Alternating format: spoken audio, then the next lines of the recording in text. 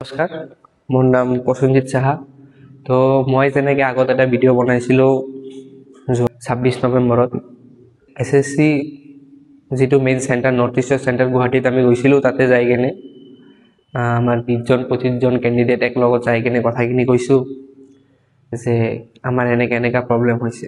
তো তাৰ পৰা আমি ভাল এটা পজিটিভ ৰেছপন্স পোৱা নাই। তো আমি চবেই মিলি কেনে হাইকোৰ্ট কৰিবলৈ বাধ্য। তাতে যাই আমি হাইকোৰ্ট কৰিলোঁ। ফাৰ্ষ্টত যাই কেনে আমি গোটেইখিনি বস্তুটো এটা এডভকেটৰ ক'লোঁ।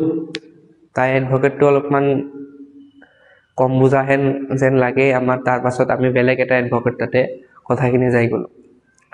তো আজিতো যিমান কেণ্ডিডেট আছে, তোমালোকে যদি OBCটোৰ কাৰণে বাহিৰ হৈছা, সেইটোৰ কাৰণে হাইকোৰ্ট কৰিব পাৰিবা।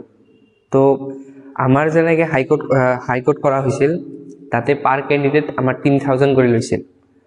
তো তোমাৰ যদি কেতিয়াবা চিনাকি থাকে, ক'তবা কিবা থাকে, তো তোমালোকে সেইটোৰ আধাৰত কমকৈও কৰিব পাৰিবা। আৰু মই এটা কথা কওঁ তোমালোকক, যিমান কেণ্ডিডেট আছে একলগত হোৱা। মোৰ যিটো হোৱাটছআপ গ্ৰুপ আছে সেইটোত এডেড হৈ যোৱা। তাতে যদি কালি বা পৰহি যদি মনডে যদি কিছুমান মানুহে যায়, এজন লিড ল'বা, মই তাক গ্ৰুপ এডমিন বনাই দিম। তাতে যাই কেনে একলগত হৈ কেনে একলগত কৰিবা। মই যে এডভকেটৰ কাছে গৈছিলোঁ, সেইটোও মই আপোনালোকক শ্বেয়াৰ কৰি দিম কোনটোত গৈছিলোঁ। Thank U.